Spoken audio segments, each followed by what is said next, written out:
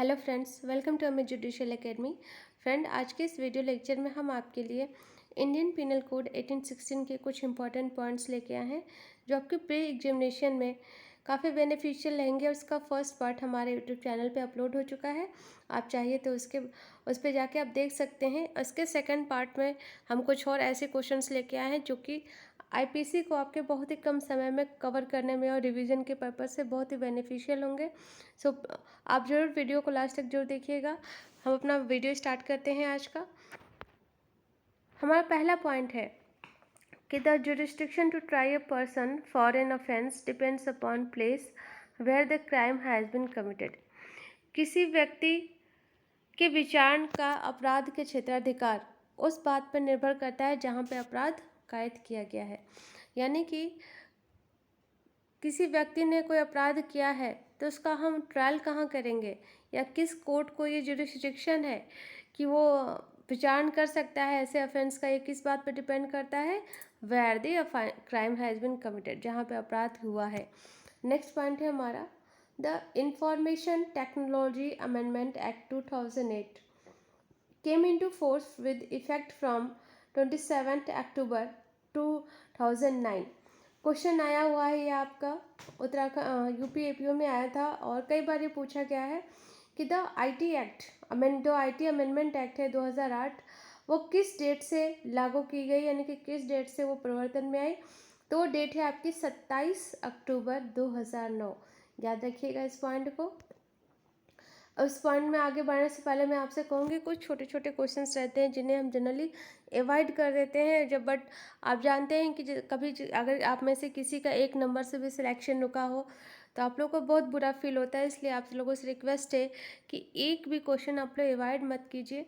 जो भी हम क्वेश्चंस आप लोगों के लिए लेके आ रहे हैं सब बहुत ही सिलेक्टेड, बहुत ही इंपॉर्टेंट है आप लोगों के लिए। सो नेक्स्ट क्वेश्चन है हमारा, नेक्स्ट पॉइंट है हमारा Section 464 of the Indian Penal Code was amended by the Information Technology Amendment Act 2008। IPC की धारा 464 जिसमें मेकिंग अ फॉल्स डॉक्यूमेंट, फर्जी या मिथ्या दस्तावेज बनाने की मिथ्या दस्तावेज बनाने का प्रावधान किया गया है। उसमें एक वर्ड जो कि हम अभी आगे है इस वीडियो में हम आपसे डिस्कस करेंगे, उसमें ऐड किया गया, अमेंडमेंट किया गया किस एक्ट के द्वारा? आईटी अमेंडमेंट एक्ट 2008 के द्वारा, यानी कि इंफॉर्मेशन टेक्नोलॉजी अमेंडमेंट एक्ट 2008 के द्वारा। तो आपसे ऐसे भी क्वेश्चन पूछा जा सकता है आईपीसी के सेक्शन 464 में किस एक्ट के द्वारा अमेंडमेंट किया गया?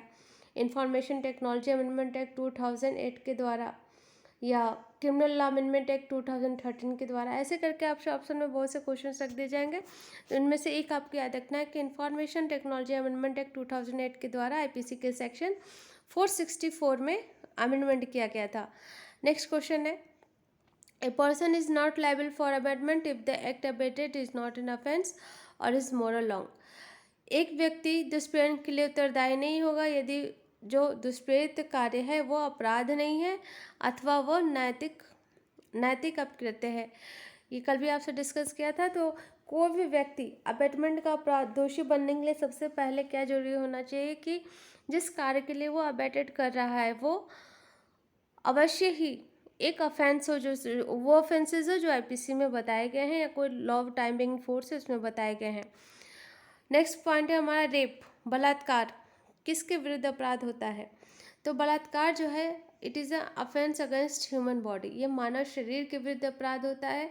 ये आप लोग पॉइंट याद रखिएगा। पूछा जा सकता है आपसे कि rape is an offence against human body, human dignity, या फिर आपसे पूछ सकते हैं अगेंस्ट वोमेन। ऐसे करके पूछा जाएगा तो आपको क्या देखना है? It is offence against human body, मानव शरीर के विरुद्ध जो अपराध है उसके अंतर्गत आता है। नेक्स्ट पॉइंट है section 500 is not applicable in cases of murder. धारा 500 हत्या के मामलों में लागू नहीं होती है। एक बार क्वेश्चन आया था। धारा 500 में सबसे पहले आपको जानना होगा कि है क्या। तो सेक्शन 500 में पनिशमेंट फॉर डिफेमेशन दिया गया है, यानी कि मानहानि के लिए दंड दिया गया है। मानहानि आपको पता है कि मर्डर के मामले में हाँ या अगेंस्ट डेड पर्सन लागू होती है, बट वो भी सिर्फ हमारे क्रिमिनल लॉ में, लॉ ऑफ टॉर्ट में नहीं लागू होती है। लॉ ऑफ टॉर्ट में डेड पर्सन यानी मृत व्यक्ति के विरुद्ध मानहानि का अपराध कायद नहीं होता है, लेकिन आईपीसी के अंतर्गत होता है। लेकिन इसका मतलब ये नहीं कि मर्डर के मामलों में लागू होती है। तो आप लोग को याद रखना है कि जो सेक्शन 500 है, और सबसे पहले आपको याद रखना है कि इसमें है क्या। तो सेक्शन 500 में क्या है, पनिशमेंट फॉर डिफेमेशन, और ये मर्डर के मामलों में लागू नहीं होती है। नेक्स्ट पॉइंट है हमारा, taking away the gold articles और jewellery from the person after murdering her और him is a robbery, but if the number of person is 5 or more than 5, then it is डकैती under the Indian Penal Code। किसी भी व्यक्ति से उसका murder करके उसकी सोने की ज्वेलरी या कुछ भी उससे सामान ले जाना रॉबरी माना जाता है, यानी कि लूट माना जाएगा। लेकिन अगर रॉबरी करने वाले व्यक्तियों की संख्या कितनी है, 5 या 5 से अधिक, तो हम इसे क्या कहेंगे कि आईपीसी के अंतर्गत डकैती है। ये पॉइंट आप लोग ध्यान रखिएगा, प्रॉब्लम में है, आपसे पूछा जा सकता है। जैसे ही नंबर ऑफ पर्सन कितने होते हैं, 5, तो क्या बन जाती है, डकैती।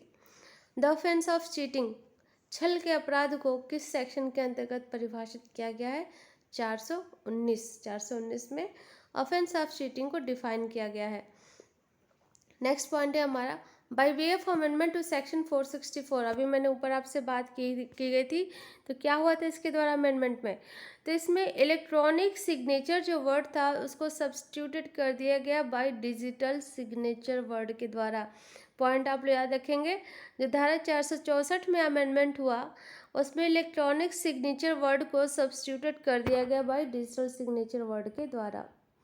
नेक्स्ट है, every murder is culpable homicide but every culpable homicide is not murder. ये एक लाइन आपको लोग याद रखनी है कि जो प्रत्येक हत्या है वो सदृश मानववध होता है, किंतु प्रत्येक मानववध मर्डर नहीं होता। एक डिस्टिंक्शन है, कोई भी कल्पेबल होमिसाइड मर्डर कब बनता है, जब जो सेक्शन 300 में बताई गई एक्सेप्शंस हैं उसके अंतर्गत वो नहीं आता है, तब वो बन जाता है मर्डर। लेकिन अगर वो उनमें से किसी के भी अंतर्गत आ जाता है तो क्या रहता है, कल्पेबल होमिसाइड। और कोई भी चीज़ कल्पेबल कोई भी मर्डर, आप ऐसे कोई भी होमिसाइड, मर्डर वर्ड हटा देते हैं हम, कोई भी होमिसाइड यानी कि मानववध कल्पेबल होमिसाइड या मर्डर कब कहलाता है, तो मर्डर उसका ग्रेवियस फॉर्म है जब उसके कार्य की प्रकृति इस नेचर की होती है कि सामने वाला के बचने के बिल्कुल भी चांसेस नहीं है। यानी कि जो जैसे आप बोल सकते हैं ग्रेविटी बढ़ जाती है एक्ट की, वो एक्सीलेट कर देता है अपने काम को इस तरीके से कि सामने वाले का बचना पॉसिबल ही नहीं है, वहाँ पे क्या होता है, मर्डर। कल्पेबल होमिसाइड में क्या रहती है, थोड़ी बहुत प्रोबेबिलिटी होती है कि सामने वाला हो सकता है बच जाए, तो इसको हम क्या बोलते हैं, कल्पेबल होमिसाइड। तो इसको आप ऐसे याद कर सकते हैं कि दोनों में मेन डिफरेंस है कार्य किस लेवल तक किया गया। कल्पेबल होमिसाइड एंड मर्डर को मेनली डिस्टिंग्विश यही करता है। नेक्स्ट पॉइंट है हमारा, causing of death of child in the mother's home is not homicide under the IPC. IPC के सेक्शन 299 के में 3 एक्सप्लेनेशन दिए हैं, जिसका थर्ड एक्सप्लेनेशन क्या कहता है कि माँ के गर्भ में बच्चे की मृत्यु कारित करना आईपीसी के अंतर्गत मानववध नहीं माना जाएगा। मानववध कब माना जाएगा, यदि उस बच्चे को जन्म लेते समय कोई भी शरीर का अंग बाहर आ गया है और उस समय उसकी डेथ कॉज की जा रही है, तब उसे मानेंगे होमिसाइड, अदरवाइज होमिसाइड नहीं माना जाएगा। नेक्स्ट है, preparation for the commission of a crime is punishable when the propagation is with the intention with the weighing war against the government of India. आप लोग को पता होना चाहिए कि जनरली जो प्रिपरेशन होता है यानी कि तैयारी होती है अपराध कारित करने की, पनिशेबल नहीं होती है, किंतु कुछ मामलों में तैयारी को भी दंडनीय बनाया गया है। तैयारी को आईपीसी के अंतर्गत पनिशेबल इसलिए नहीं बनाया गया है क्योंकि इस स्टेज पे सामने वाले व्यक्ति का इंटेंशन खुल के बाहर नहीं आता है, और ऐसा भी हो सकता है कि वो बाद में अपना मन बदल ले। किंतु कुछ अपराध है जिसके अंतर्गत तैयारी को दंडनीय बनाया गया है, उनमें से एक ये भी है, सेक्शन 121 के तहत कोई तैयारी किया जाना कि भारत सरकार के विरुद्ध युद्ध करने की तैयारी करना, और दूसरा है प्रिपरेशन टू कमिट डकैती इत्यादि करने के लिए तैयारी करना। इन सबको भारतीय दंड संहिता के अंतर्गत दंडनीय बनाया गया है। दोनों ही आप याद रखिएगा। नेक्स्ट पॉइंट है हमारा, section 465 of Indian Penal Code provides for the punishment of an offense of forgery। आप लोगों को याद रखना है कि फॉर्जरी को डिफाइन किया गया है 400 फॉर्जरी मेकिंग और फॉल्स डॉक्यूमेंट आपका डिफाइन किया गया इसको 464 में, लेकिन फॉर्जरी को दंडनीय बनाया गया है 465 में, और 463 में फॉर्जरी को डिफाइन किया गया है। तीनों सेक्शन आप याद रखेंगे। इसका सेक्शन पनिशमेंट वाला बहुत पूछा जाता है कि फॉर्जरी यानी कि कूटकरण को फॉर्जरी को किस धारा के अंतर्गत दंडनीय बनाया गया है, तो वो धारा है हमारे section 465 of the Indian penal code. Next point है हमारा actus reus and mens rea are the essential constituent of the crime. अपराध की अगर हम बात करें तो ऐसे तो अपराध के बहुत से आवश्यक इसेंशियल कंडीशंस होती हैं, जैसे कि सबसे पहले ह्यूमन बीइंग होना चाहिए। अपराध हमेशा कोई भी कार्य यदि ह्यूमन बीइंग के द्वारा किया जाए तो ही उसे अपराध माना जाता है। दूसरा मेंस रिया यानी कि उसका गिल्टी इंटेंशन होना चाहिए। तीसरा एक्टस रियस यानी कि कोई कार्य अवश्य ही किया जाना चाहिए। और चौथा होता है रिजल्ट। चारों चीज़ें जरूरी होती हैं, लेकिन अगर हम बात करें मेन कंपोनेंट की तो mens rea and actus reus both are required to constituent the crime. कुछ ऐसे मामले हैं वो एक्सेप्शनल हैं जिनमें मेंस रिया को एक्सक्लूड कर दिया गया है, जिनमें मेंस रिया को आवश्यक नहीं माना गया है, बट एक्टस रियस तो बहुत ही ज़रूरी होता है किसी भी कार्य को अपराध घोषित करने के लिए। तो दोनों आप लोगों को याद रखना है। नेक्स्ट पॉइंट है section 149 creates a specific offence but section 34 is a rule of evidence. Section 149 and section 34 दोनों ही वाइकेरियस लाइबिलिटी की बात करते हैं आपसे, यानी कि प्रातिनिधिक दायित्व की बात करते हैं, किंतु दोनों में जो मेन डिफरेंस है, पहले आप लोगों को एक केस भी यहाँ पे याद रखना है कि दोनों में किस केस में डिफरेंस किया गया। तो केस था नानक चंद्र वर्सेस स्टेट ऑफ पंजाब में, और उसमें एक डिफरेंस किया गया कि दोनों में क्या मेन डिफरेंस है। तो धारा 149 अपने आप में एक विशिष्ट अपराध का गठन करती है, यानी कि अपने आप में एक अनलॉफुल असेंबली क्रिएट करना अपने आप में एक अपराध है, किंतु सेक्शन 34 क्या करती है, साक्ष्य का नियम बताती है। It is a rule of evidence. Virendra Singh versus state of UP के मामले में इस बात को हेल्ड किया गया। नेक्स्ट पॉइंट है हमारा चोरी के लिए only movable property subject matter of theft. जब चोरी का अपराध होता है सिर्फ और सिर्फ चल संपत्ति के विरुद्ध किया जा सकता है, किसी अन्य प्रकार की संपत्ति के विरुद्ध नहीं। बहुत इंपॉर्टेंट पॉइंट है, ध्यान रखिएगा। आप लोग प्रॉब्लम में पूछ सकते हैं कि चोरी के लिए संपत्ति कैसे होनी चाहिए, मूवेबल, इमूवेबल, बोथ या ओनली मूवेबल। तो only movable is the right answer. Next है in the offence of kidnapping the consent of minor is not at all material.